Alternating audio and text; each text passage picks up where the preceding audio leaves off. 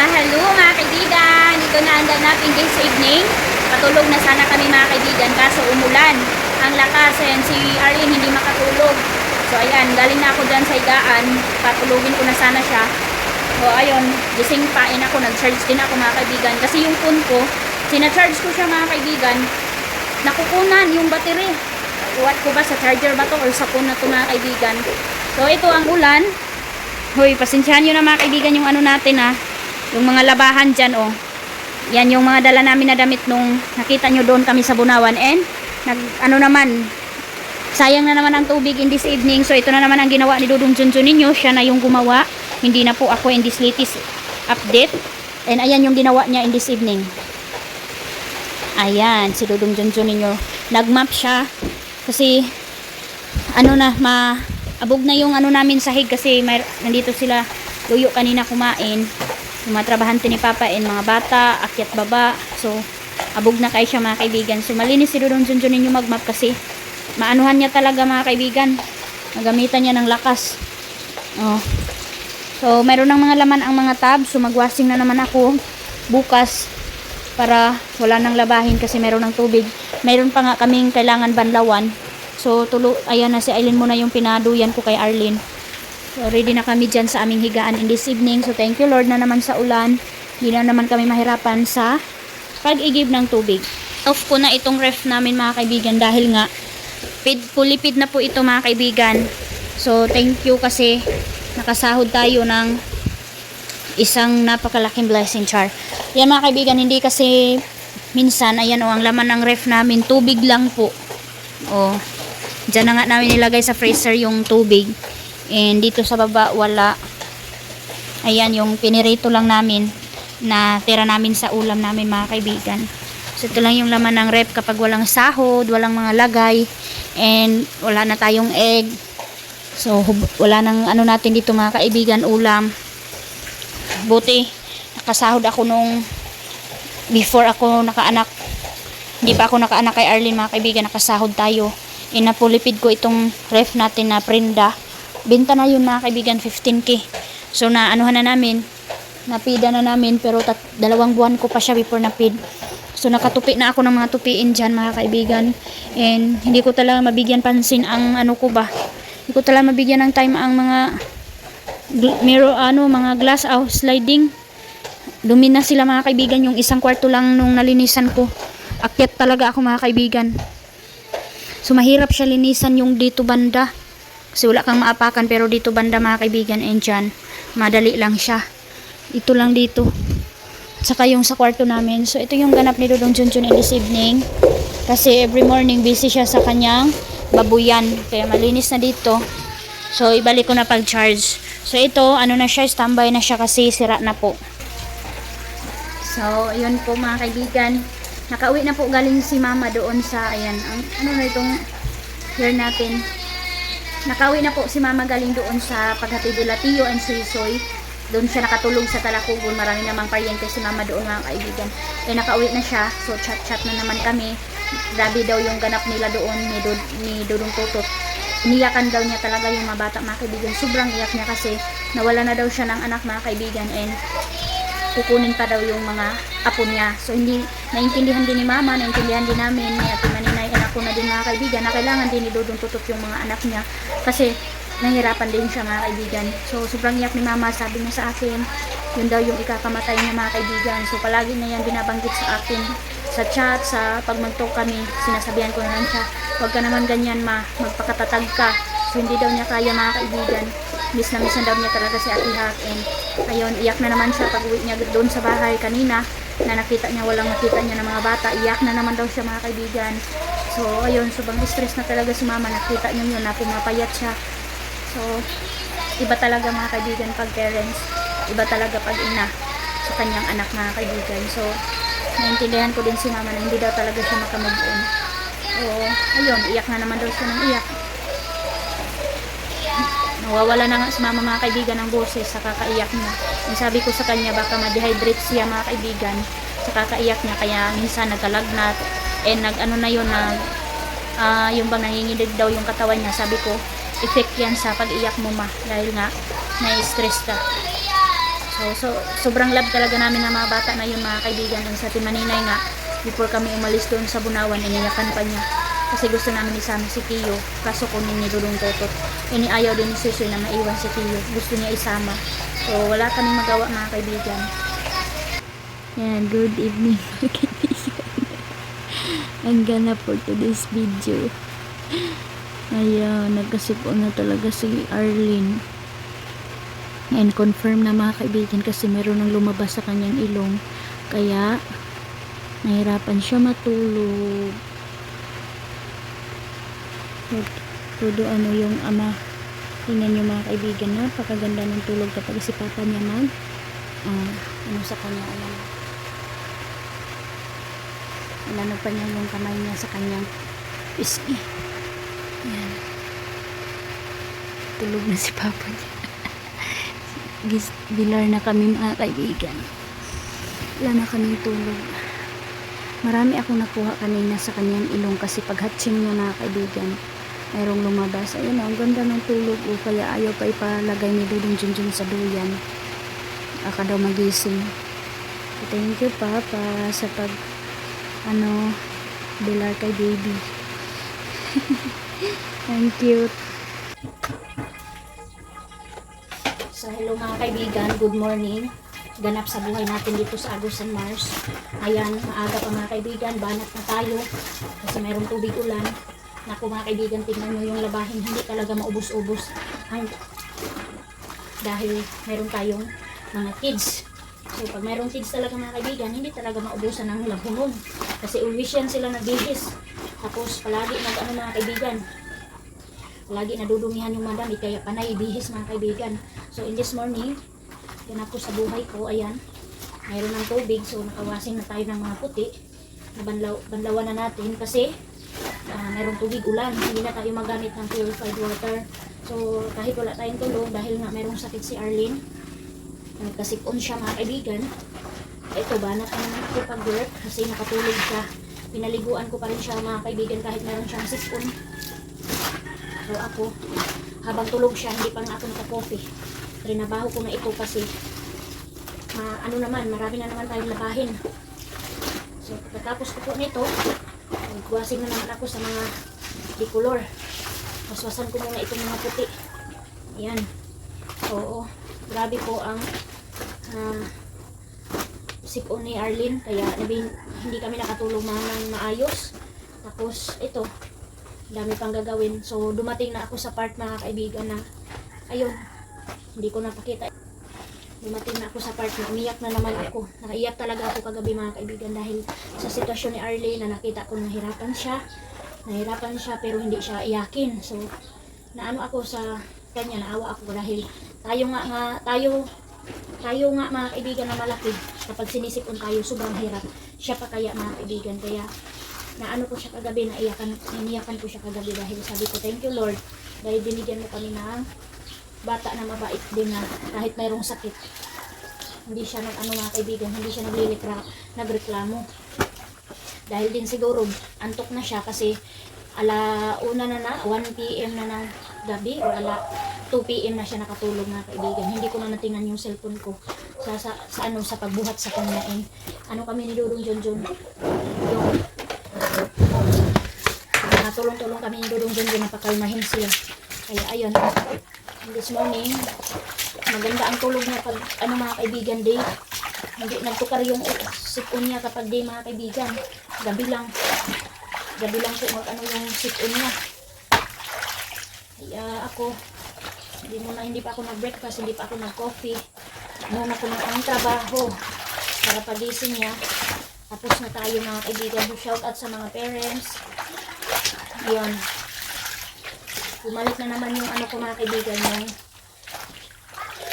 pag mayroong masakit sa anak ko, iiyak ko talaga ako.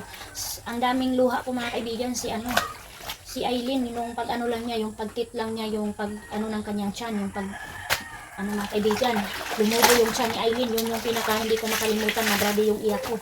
Tapos si King din po, ang daming luha ko niyan, mga kaibigan, yung pag-bibi pa niya, dahil masakitin si King, ubo yan siya, mga kaibigan, hubak si King. Kaya sana hindi ko na yan maranasan mga kaibigan kay Arlene. Kasi yung ubo na yun, yung hubak na yun mga kaibigan, nahirapan din si King sa paghinga. Kaya nakikita ko na naman ngayon kay Arlene na nahirapan talaga siya. O dahil sa dahil sa pag yung bang ano ako mga kaibigan, inisip ko na dahil sa pag yung pagtrabaho or pag alis dito sa bahay para maka-income, para maka-upload, mayroong naapektuhan, mayroong nasakit si Arlene yun, na siya, nabinat siya naanuhan ng yung hamog ba mga kaibigan dahil sa ulan, kasi sobrang lakas talaga ng ulan nung pag-alis namin nila Ate Maninay, papuntang Bunawan para lang maka-upload, tapos inulan kami. So ganun kahirap as a vlogger dito sa Agusan Mars na walang internet. Mayroong mga wifi dito pero mahina po ang mga signal. Kaya kailangan pang lumuwas sa bayan para makapag-upload. Yung tainga ko mga kaibigan, nagtrabaho ako pero yung yung tainga ko, ko kung mayroong bang iiyak. Ay. So ganito as a mother. Pero masaya. Mga kaibigan, mahirap pero masaya. Bahala na hindi ko matapos-tapos ang mga gawain mga kaibigan, basta importante maalagaan ko mabuti si Arlene ninyo. Nandiyan naman si Dudong Junjun, tinutulungan naman niya ako. In this latest update ko mga kaibigan, nagpatulong na naman si Ate Maninay kay Dudong Junjun ninyo na ng mga panday. Kukunin na naman yung mga panday ko mga kaibigan, yung sila Uncle Tani, si Manong ko, at saka si Pastor Jerome. Kailangan na naman ni Ate Maninay na ipatawag sila para magpanday doon sa kanyang malaking bahay. Kasi hindi na magagamit si Ate Maninay ng pen. Na lang niya mga kaibigan, same sa labas, yung cladding na lang po yung gagamitin. Kasi napag ni Ate Maninay, tanto na parang mas malakihan siya ng pen kapag paint daw yung gagamitin. Kaya ayun, so cladding na lang daw mga kaibigan. So ang napag-utusan si Dudong Junjun ninyo ang mag-assist na makuha or makakuha ng materialis doon. So iwan ko kung ano yung design or ano yung color na kukunin ni Ate Maninay. So kinunta ko pa si Ate Maninay dahil busy na naman yun. So tapos na tayo, banlawan na natin yung puti. Meron pang bedsheet si Dudong Junjun ninyo yung sa bedsheet kasi mabigat yan mga kaibigan. So ngayon habang nagpakain pa siya ng baboy, kasi kung magpapadala yun sa Ate Maninay or si sinuman, si Kuya Kalib siguro mga kaibigan, ng pang tubel, pang bayad sa libor. So punta kami sa bayan ng Lapas para maanuhan ko din si Arlene ng gamot kung sa sipon. So mayroon na palang tubig, nilagyan ni Dudong Junjun. Dami natin labahin. Mga kaibigan, maraming labahin basta mayroong tubig. Walang problema kasi hindi naman tayo magkusot. Washing naman. So okay lang. I-prepare ko muna itong washing para makawashing na ako. So yan ang sarap ng tulog niya mga kaibigan. Diyan siya kagabi nakatulog kasi kailangan nakaangat yung ulo niya para hindi po siya mabulunan ba ng kanyang sipon or laway. Ayan. Maaga ko yan pinaligo. So thank you kasi nakatulog siya dyan. Comfortable siya dyan mga kaibigan. So work muna tayo kasi tulog pa yan. So ayan. Ayan mga kaibigan. Sising-sisi talaga ako sa nangyari kay Arlene today. So akala ko talaga maging okay siya. So sana iniwan ko na lang muna siya kasi meron naman nag-bottle feed naman siya. So hindi pa siya maganyan. Pero hindi talaga mga kaibigan na perfect kasi kahit anong mo kumot sa kanya, grabe naman yung kumot ko and then nagpayong ako mga kaibigan, pero sinip-on pa rin siya. So ganun talaga mga kaibigan, hindi talaga natin malalaman yung mga sickness or mga pangyayari. Kaya sising-sisi ako mga kaibigan na dahil sa sa pag-porsige ko na maka-income ako mga kaibigan, makasahod ako kasi marami tayong bayarin. Tapos dalawang sahod na mga kaibigan na maliit ang sahod ko, hindi maka-afford sa pagbayad sa mga utang. And dito pa sa bahay meron pang mga biik. Yung biik mga kaibigan parang alkansiya namin yun kasi doon namin kukunin yung papanday namin sa pambot na bago. Gagawa kami ng bagong boat. Kasi hindi na po masakyan ng maraming tao yung pambot namin mga kaibigan. Kasi ano na siya, gabok na. And then kailangan ko na din ulit magpagawa ng pambot mga kaibigan dahil 3 na sila king and meron na tayong maliit. Kaya kailangan ulit namin magpagawa ng mayroong atip na pambot like kapapa mga kaibigan o kay Manong. So kailangan namin mga kaibigan makagawa tayo kailangan natin makaipon ng 20k. So ayun, yung sahod ko tamang-tama lang sa hardware and then sa labas ng mga utang and sa aming konsumo per month. So nag-alala talaga ako mga kaibigan. Kaya ayun. So nakasampay na po ako. Dito tayo, labas tayo. Kasampay na ako mga kaibigan sa naano ako po kanina. Kasampay na tayo dyan. And kumain na sila yung mga trabahante ni Papa mga kaibigan. And si Dudong Junjun ninyo, pinulungan niya ako. Sige, ayan na oh, gulong-gulo na dito. Nakabanlaw na siya. So siya na yung pinatuloy ko mga kaibigan kasi naligo ako para pantay kami ni Bibi na nakaligo din ako mga kaibigan. Doon ako sa Agusan River naligo, hindi ako dito sa tubig ulan kasi baka lumala yung sakit ni Arlene. Kaya doon ako naligo sa Agusan River. So ako na yung magsampay. Ako na yung magsampay dahil si Dudong Junjun yung pagkatapos niya magbanlaw dyan, maligo siya. So ako na magsampay doon sa baba. Tulog na naman si Arlene, napadidi ko na siya sa akin. Sa akin suso mga kaibigan siya nagdidi. Hindi po talaga siya mga kaibigan. Parang hindi yan tatagal si Arlene magdidi sa battle. Oh my God, umiyak. Umiyak mga kaibigan. Ano siya, hindi siya masyado nagdidi sa battle. Ayan oh, iyak siya dahil nahirapan talaga siya maghinga. Tapos, hindi siya masyado nagdidi sa battle kasi sa akin lang talaga siya mga kaibigan. Minsan-minsan lang kapag parang ramdam niya na hindi siya busog. Ayun, pag nag-iyak siya mga kaibigan, and then inaanuhan ko siya ng bottle na milk. Ayun, nagdidi siya pero hindi po always. Kaya medyo okay din yun mga kaibigan para hindi tayo mahirapan sa gatas na mabilis maubos. Kasi kampante siya na sa akin muna siya and then kapag hindi siya busog sa battle. Yan mga kaibigan, naghilip na talaga siya yung bang naghag. Ang linis-linis ng Arlene ko mga kaibigan. Wala nagkaburitsing si mama basta siya malinis and mabango. Yung kamay niya mga kaibigan, iangat natin. Oh, iangat natin para meron siyang pang ano sa kanyang muka. Ayan, dyan na siya natulog. Maganda ang tulog niya kasi presko din. Hindi na siya doon sa duyan. Hindi talaga siya makatulog mga kaibigan sa lapag. So sorry anak. Grabe mga kaibigan, kagabi sorry sa kanya. Inaano din niya ako parang kung masabi pa lang niya mga kaibigan, meron pa lang siyang masabi, ewan ko kung ano yung sinasabi niya kasi siya, tinitigan niya ako mga kaibigan, malungkot siya na nakikita niya na tumulo yung mga luha ko, na naiyak ako sa kanya, iniyakan ko siya, ay nakita niya. Malungkot siya mga kaibigan, tapos yung parang nakita niya na iyak na talaga ako ng iyak, tawa siya ng tawa, pa-cute siya ng pa-cute.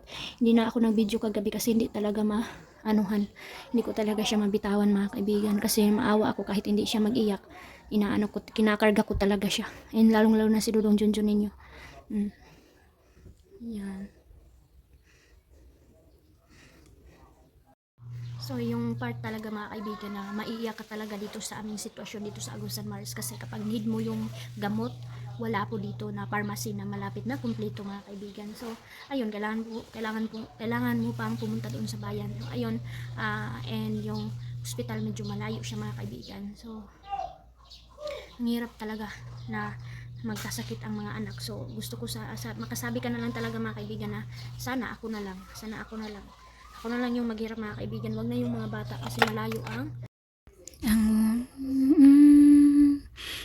way labat nga bibi, buutan kaayo nga bata. Ang mukha mga kaibigan. Hindi iba-iba niya yung posisyon niya. Siya lang nakakaalam kung anong posisyon yung gusto niya. Yan. I love you anak. I love you mahal. I love you mahal ko. Ang ilong nato mahal. Ano na nangyari? Sinipon ang ilong natin mahal. Imbis kay cute pa ng ilong.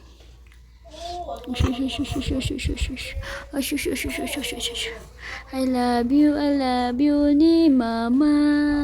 I love you kaayo ni mama. Smile lang ga, smile. Peekaboo.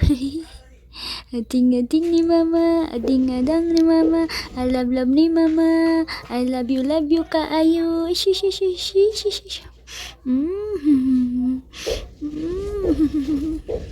Ading-ading na mo, ay angga na mo, ang bata nga gamay, ang walay buhok, ang upaw. Si upaw, si ni mama. Di upaw ni mama, ang tambok, ang pisngi.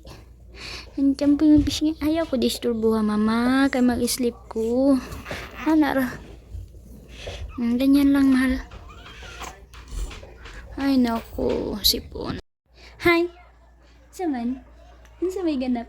Ha? Ayaw mag-cry ha? Ano saman eh? Ha? Tuman. Sleep na ikaw? Sleep na? Oh, di naman lagi na magtuka mama. Dili na. Tinawala ang sounds. Mahilig ka na sa sounds ng Christian song. Yan, iyak na siya mga kaibigan dahil inano ko yung phone ko. Nagpa-sounds kasi ako ng Christian song kaya gustong-gusto niya. Ayan, galit na oh. Ano? Ha? Dili pat yun ang sounds? Ano? Okay. Okay. Oh. Come on. Gustong sounds. Oh. Okay. Labon. So, yan na mga kaibigan. Dahil maulan in this evening.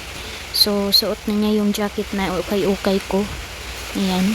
At saka naka-medyas na yan mga kaibigan. Pinunasan ko na siya. King, sama King. Pinunasan ko na. Ayaw ka nila kutya. Sakit grass. Kaya makabatain niya yung miski natulog na. Ang cute. Mayroong bulsa. So sa wakas mga kaibigan nakatulog na siya. So hindi ko pa natapos yung kopi ko pag kasi nag-change ako ng diaper niya kasi nakapupo siya mga kaibigan. Ay, naku, basta tag-ulan talaga. So mayroong low pressure yata yun mga kaibigan o bagyo. Nakita ko sa Facebook na kaya itong weather namin dito always po umulan ng malakas every hapon po. Wednesday ngayon mga kaibigan, gusto ko sana magsimba kami kaso maulan. Baka mahamugan na naman siya doon sa simbahan. Tapos malamigan siya sobra, baka magwild doon. So sana tigil na sana yung ulan. Para makasimba sana kami mga kaibigan. Si Dudong Junjun ninyo magsimba siya kaso ako hindi kasi meron nandyan siya. Okay sana kung wala siyang sipon. Malaking tulong talaga tong binigay ni Jinjin sa akin mga kaibigan kasi like ngayon na nagsipon siya, dito siya naghiga. So ang ganda ng posisyon ng ulo, nakaangat. Yan. Tulog na yan. Yan mga kaibigan sa labas. Ang lakas. Maitim na naman ang kalangitan. Nandyan na ang tubig sa likod ng bahay namin. Grabe. Lakas na naman ang ulan. Si Kuya King dahil nagulo yung mga lagayan ko ng mga mga kaibigan kagamitan, gusto niya i-arrange daw niya. So i-arrange mo King. Hindi siyang magawa. Kasi yan, buti nakatuyo na si Papa. Kasi parating na yung bagyo or low pressure mga kaibigan. Ang lakas. Hindi po sila nag-start sa simbahan. Dito, be. Kahapi sa morning sa bilar nga bata. Adoy, biron. Sige, manya gabi eh. Grabe ka kapoy ni mama. Kay manya-manya mana. Manya-manya mana. Ha? Manya-manya mane. Ha? Agay kaisog sa morning. Kaisog sa morning. Kaisog sa morning. Kaisog sa smile. Smile. Aduh, suko na. Cheese. Yung iyo. Gamay baba. Bali. Gamayog ba? Bubali. Oh! May activity na naman sila King and Eileen.